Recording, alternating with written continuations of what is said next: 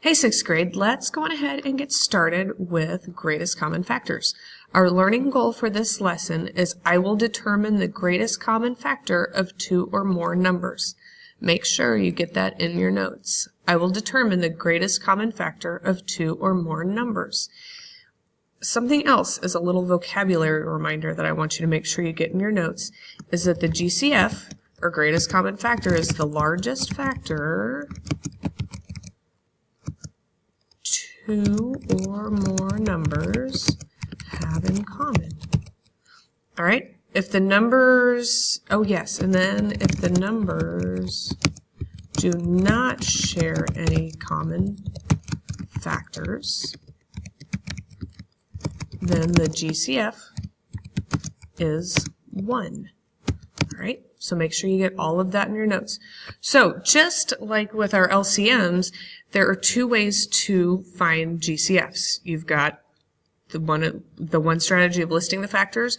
You've got the other one is, why am I losing my train of thought? Anywho, so you can list the factors, not the multiples, but you can list the factors. And then the other strategy is using factor trees. So let's go ahead and give this a try. We're going to start with 20 and 40. So there's 20, here's 40. So for 20, if we go 2 times 2 is 4, 4 times 5 would get us 20, and then for 40 we have 2 times 2 times 2 times 5, because 2 times 2 is 4, 4 times 2 is 8, 8 times 5 is 40. So start with listing your factors, and this time we're going to circle the factors that are the same between the two numbers. So I would circle 2 and 2. I would circle another pair of 2's, and then I'm going to circle the 5's. Just ignore that little guy that doesn't have a partner anywhere. Then we will multiply the numbers that are the same. 2 times 2 times 5. So 2 times 2 is 4, 4 times 5 is 20. That means that 20 is the greatest common factor, or the GCF, of 20 and 40. Okay, this time we're going to try 12 and 13. See if we can find no, not 12 and 13, 12 and 30. So let's erase that. Try that again, 12 and 30. Okay, so we need to list the factors for each one of these. And we know for 12, if we multiply 2 times 2, that gets us 4 times 3. 4 times 3 is 12. And then for 30, we multiply 2 times 3, which is 6, times 5. 2 times 3 is 6. 6 times 5 is 30. And then we circle the factors that are the same. And in this case, we have 2. Whoa. And we have 3. So we will multiply 2 times 3, which equals 6. So the GCF of 12 and 13 is 6. Oh my gosh, I did it again. The GCF of 12 and 30 is 6. All right? Up next, we're going to do a couple of factor trees to find the GCF. All right, so now we're going to find the GCF. We're just going to find it factor tree style. So let's try 36 and 48. So, and you guys have done plenty of factor trees, I know that. Let's try 12 times 3 makes 36. Circle the 3 because that is a prime number. We can't go any farther with that. 3 times 4 equals 12. Circle another 3 because that's the end of that one. And then 4 is 2 times 2. We'll circle both of those.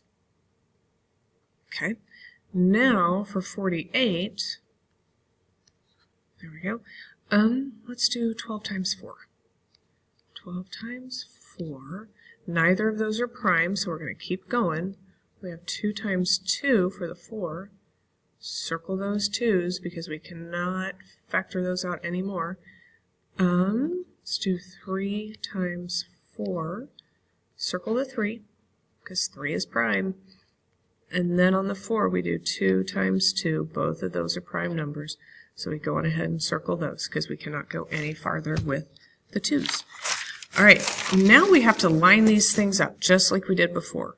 So we're going to squeeze them in here in the middle.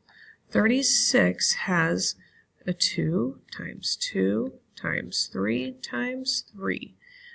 And 48 has 2 times 2 times 2 times 2 times 3. So now we have to circle the factors that are the same, just like we did before.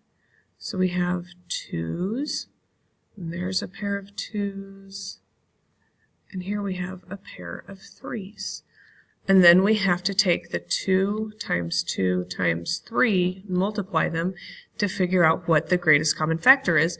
And we have 2 times 2 is 4, 4 times 3 is 12, so 12 is the GCF, or the greatest common factor, of 36 and 48.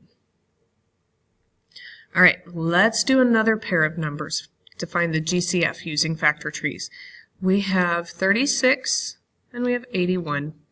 So we will, whoops, let's try writing a 36. There we go, 36. So we have 12 times 3. 3 is already prime, so we're going to go on ahead and circle that. Then we have 4 times 3. Circle that 3. We can't go any farther with it. And then for the 4, we'll factor down to 2 times 2. We're going to circle all of those. And then for 81, 81 is multiplied, or when we think of factors for 81, we think of 9 times 9. Both of those can go down even more. We can find the factors of 9, which would be 3 times 3, and we circle them. And then we have another 3 times 3. Circle those because they have no other factors besides themselves and 1. So now, if we list the factors for 36 and 81, let's see here, 36 has 2 times 2 times 3 times 3, and then 81 has 3 times 3 times 3 times 3. We have them all lined up. And then we have to circle the factor pairs that are the same. So here's a pair of 3's, here's another pair of 3's, and then we don't have any other factors that match. So all we have to do is multiply, all we have to do is multiply 3 times 3 and we get 9. So the GCF of 36 and 81 is 9. All right, in your binder, I want you to find the GCF, or greatest common factor, of 4 different sets of numbers. For the first 2, I want you to list the factors. For the last 2, I want you to do factor trees. And just like I said, and just like I said on the LCM video the other day, you can use whichever strategy you like when it's comes to tests and your classwork and things like that. But for the sake of this assignment, I want you to try both strategies, just so you can say you tried them both, see which one works best. So number 1, you're going to have 24, 12, and 18. Number 2, find the GCF of 48 and 72. For number 3, and these are the 2 you need to use factor trees, you have 32 and 48. And number 4, you have 16 and 40. So you need to find the greatest common factors using the lists of factors for 1 and 2 and the factor trees for 3 and 4. Make sure you show all of your work, and I'll see y'all in class.